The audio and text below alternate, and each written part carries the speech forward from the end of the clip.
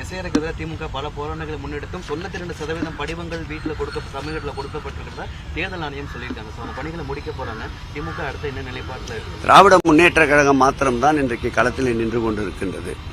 எஸ்ஐஆரை கொண்டு வந்தாலும் அதில் இருக்கின்ற குளறுபடிகளை களைந்து அதில் இருக்கின்ற சூட்சமங்களை தகர்த்தெறிந்து சூழ்ச்சி வலை பின்னப்பட்டிருந்தால் அதை அறுத்தெறிகின்ற அனைத்து வியூகங்களையும் மாண்புமிகு தமிழகத்துடைய முதல்வர், ஒன்றியத்துடைய இரும்பு மனிதர், எங்கள் உயிரினு மேலான அன்பிற்கினிய திராவிட முன்னேற்ற கழகத்தின் தலைவர் பல்வேறு வகையில் அதற்குண்டான ஆக்கப்பூர்வமான வியூகங்களை வகுத்துக் கொண்டிருக்கின்றார். அதில் ஒரு பகுதியாகத்தான் நேற்றைக்கு முன்தினம் கூட கொளத்தூருக்கு வருகை தந்தபோது களப்போராளிகளாக 2026ஆம் ஆண்டு களத்திலே நின்று திராவிட முன்னேற்ற கழகத்தின் வெற்றியை உறுதி செய்கின்ற பாகம் அவர்களை சந்தித்து அவர்களுக்கு தேவையான அறிவுரைகளை கூறிக்கொண்டிருக்கின்றார்.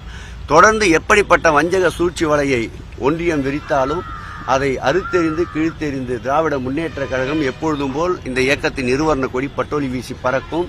உதயசூரியன் மீண்டும் 2026 தகதகாயமாக ஒலிக்கும்.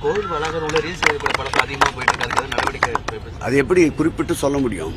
திட்டமிட்டு நடைபெறுகின்றது அல்லது தவறு நடைபெறப் போகிறது என்று அறிந்தவுடன் தடுக்க தவறினால் குற்றச்சாட்டு சொல்லலாம். நடந்த செயலுக்கு 2 நாட்களிலேயே குற்றவாளிகளை கைது செய்திருக்கின்றோம். நீதிமன்றத்தின் முன் ஆஜர்படுத்தியிருக்கின்றோம்.